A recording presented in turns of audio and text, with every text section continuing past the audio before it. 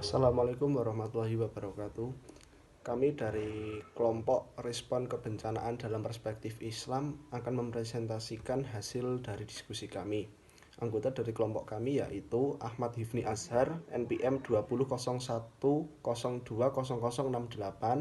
Ardian Dwi Cahyo, NPM 2001020070, dan saya sendiri Valentino Rizky Fauzi Putra dengan NPM 2001020059 dari Prodi Akuntansi B, Program Studi Akuntansi S1 Fakultas Ekonomi Bisnis Universitas Muhammadiyah Magelang.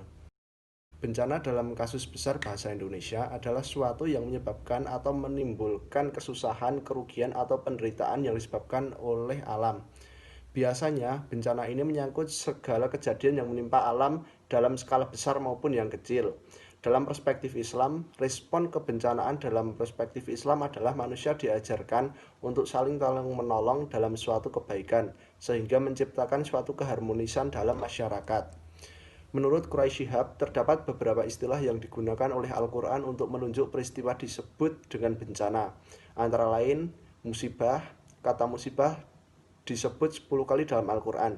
Di samping kata lain yang seakar dengannya, menurut Quraisy Shihab secara keseluruhan sebanyak 6 kali. 6 sebagaimana ia mengutip dalam buku Mufrad li Alfaz Al-Quran berjumlah 77 kata musibah. Berarti mengenai atau menimpa, ia berarti sesuatu yang menyenangkan dan tidak menyenangkan yang menimpa manusia. Apa tujuan respon kebencanaan dalam perspektif Islam? Sesungguhnya tidak ada satu peristiwa yang terjadi di alam ini melainkan atas seizin Allah Subhanahu wa taala dan atas kehendaknya. Inilah yang kita kenali dengan takdir. Dalam Quran surat Al-An'am ayat 59 dan Al-Hadid ayat 22 disebutkan bahwa segala sesuatu yang terjadi di dunia sudah tertulis dalam kitab yang nyata di Lauhul Mahfuz. Dengan menyadari bahwa segala musibah sudah menjadi takdir, maka bencana terjadi karena faktor-faktor alam dan faktor manusia. Sebagai suatu wasilah, faktor alam contohnya adalah turunnya hujan sebagai bagian dari siklus alam dan daur hidrologis yang dapat mengakibatkan terjadinya banjir. Kemudian faktor manusia turut berperan ketika hujan terjatuh di dalam lereng terbuka yang mengakibatkan longsor. Hujan sama pun dapat menyebabkan banjir ketika saluran air tidak berjalan dengan lancar karena penyumbatan sampah yang disebabkan oleh manusia. Sunatullah adalah manakala terjadi hubungan sebab akibat fenomena alam dengan ulah manusia yang menyebabkan bencana alam seperti yang saya jelaskan tadi, yaitu antara banjir dengan mampetnya saluran selokan karena perbuatan masyarakat. Menjalankan respon kebencanaan dalam perspektif Islam. Yuk simak video berikut. Pertama, rahmat yang agung atau sholawat.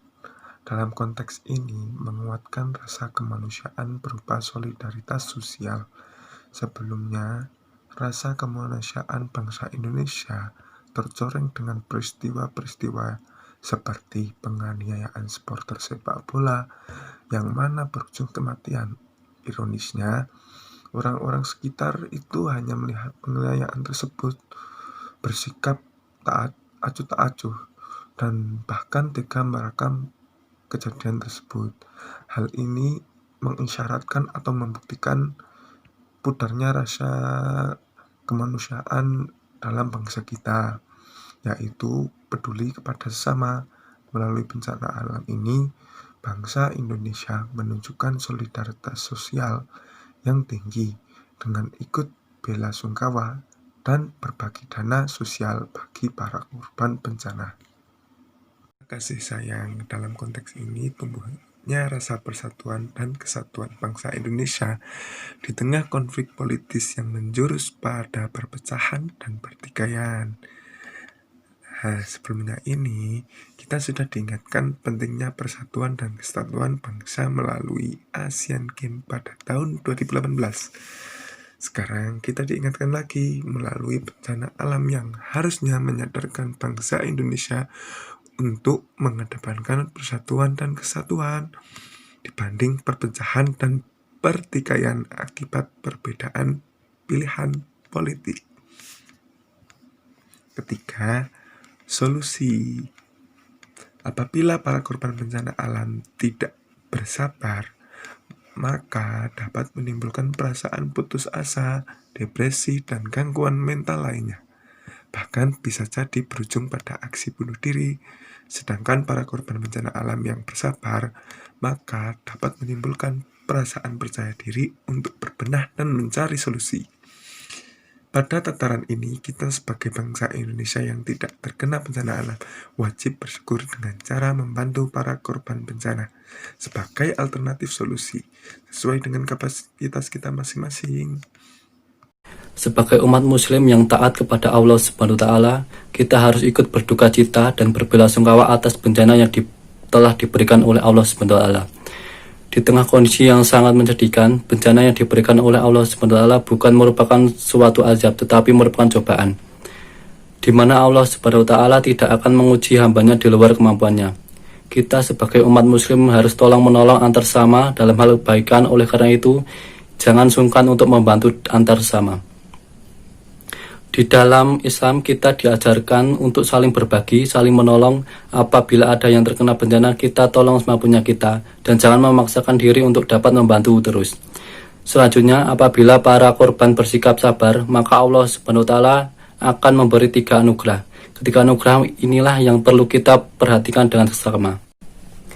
Sebagai makhluk sosial yang membutuhkan orang lain, kita diwajibkan untuk saling membantu antar sesama, agar di saat kita sedang membutuhkan juga banyak orang yang bersedia untuk membantu kita. Juga kita mengajarkan kebaikan dengan orang-orang di sekitar kita. Sekian dari kelompok kami. Apabila ada tutur kata yang salah pada saat presentasi, mohon maaf. Dan jika ada yang ditanyakan, nanti bisa ditanyakan melalui grup WA. Sekian, terima kasih. Wassalamualaikum warahmatullahi wabarakatuh.